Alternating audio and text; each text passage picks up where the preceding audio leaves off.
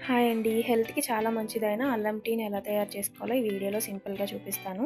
ముందుగా నేను 2 కప్పులు తయారు చేసుకుంటున్నాను. దానికోసం ఒక కప్పు నీళ్లను, తర్వాత ఒక టేబుల్ స్పూన్ వరకు టీ పొడిని ఇందులో యాడ్ చేసుకున్నాను. ఇది ముందుగా మనం డికాషన్ అనేది ప్రిపేర్ చేసుకోవాలి.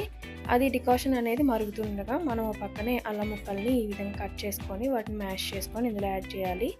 ఇలా యాడ్ చేసిన తర్వాత ఒకసారి కలిపేసి పొంగేంత వరకు కూడా వెయిట్ చేయాలి.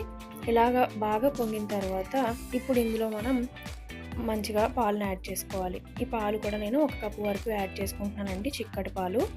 ఇలా యాడ్ చేసిన పాలను ఒకసారి కలిపి ఇవి కూడా బాగా మరిగే విధంగా మరిగించుకోవాలి. ఫస్ట్ హై ఫ్లేమ్ పెట్టుకున్న తర్వాత ప్రాసెస్ అంతా కూడా లో ఫ్లేమ్‌లోనే జరగాలి. ఈ విధంగా మనకి పాలు అనేది మరిగిన తర్వాత బాగా ఒకసారి కలుపుకున్న తర్వాత ఇందులోకి మనం అనేది పంచదారని యాడ్ చేసుకోవాలండి. టేస్ట్‌కి తగ్గట్టుగా స్వీట్‌ని అడ్జస్ట్ చేసుకోవచ్చు. నేనైతే మీడియంగా తాగుతాను. అందుకని ఒక స్పూన్ మీద మళ్ళీ ఒక పావు స్పూన్ వరకు పంచదారని యాడ్ చేసుకున్నాను. ఈ విధంగా యాడ్ చేసిన తర్వాత మరలా పంచదార కలిసే విధంగా ఒకసారి కలుపుకోవాలి.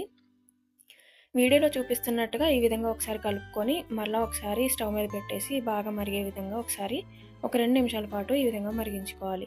ఈ విధంగా ఒకసారి బాగా పొంగిన తర్వాత స్టవ్ ఆఫ్ చేసేసుకొని వడకట్టేసుకున్న తర్వాత సర్వ్ చేసుకుంటే వేడి వేడి అల్లం చాయ్ రెడీ అయిపోతుంది. ఆరోగ్యానికి చాలా మంచిది.